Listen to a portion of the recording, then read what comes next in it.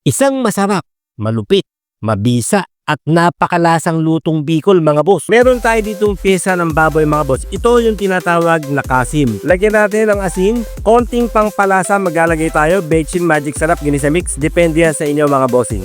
Pakukuluan at papalambutan natin. Habang nagpapalambot naman tayo ng karne mga bossing, gagamit ulit tayo ng niyog at susunugin ulit natin to.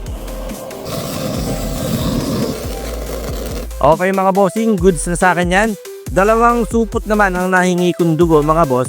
Yung isang supot, siya kong ipantutubig dito sa ating niyog na sinunog. Tsaka natin lalagyan ng konting suka. Siyempre lalamasin natin yan gamit ang ating malinis na kamay.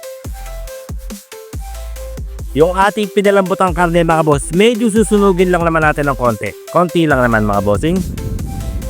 Tsaka sinunog na rin natin ang bahagya, yung di nakalaman. Ihiwain lang natin ito, no? Medyo maliliit.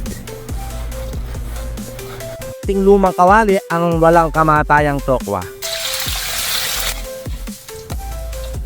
Unahin na natin ang luya. Pag semi na prito na yung ating luya mga boss, pwede na natin ilagay yung ating karne ng baboy. Haluin lang natin ang haluin mga boss. Hayaan nating masakot siya at hayaan nating maprito ng semi. Ilagay na natin yung ating bawang. Pag ganyan mga boss, pwede na natin ilagay ang ating kamatis. Isunod na rin natin ang ating sibuyas. Pula at puti, pinagsama ko na.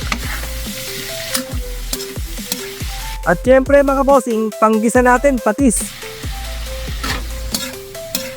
Nakalipas na naman ang ilang saglit mga boss, muli natin balikan at muli natin haluin.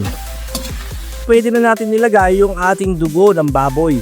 Pasintabi po sa mga kapatid natin hindi kumakain ng dugo, sabayan po natin ng halong maigi para hindi mabubo o hindi makunta. Paglagay tayo ng siling berde mga boss para may konting sipa ng anghang.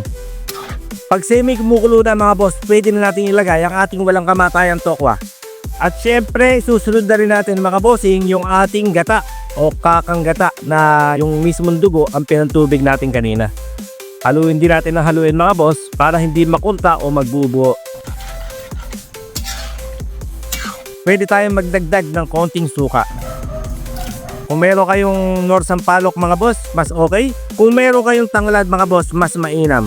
Okay mga boss, muli natin balikan ang ating niluluto. Sa wakas mga boss, okay na. Ito na ang ating napakalupit at napakasarap na tinutungan. Tinutungan baboy na may dugo mga boss. Pwede pala. Pang ulam, pang pulutan, bahala ka na.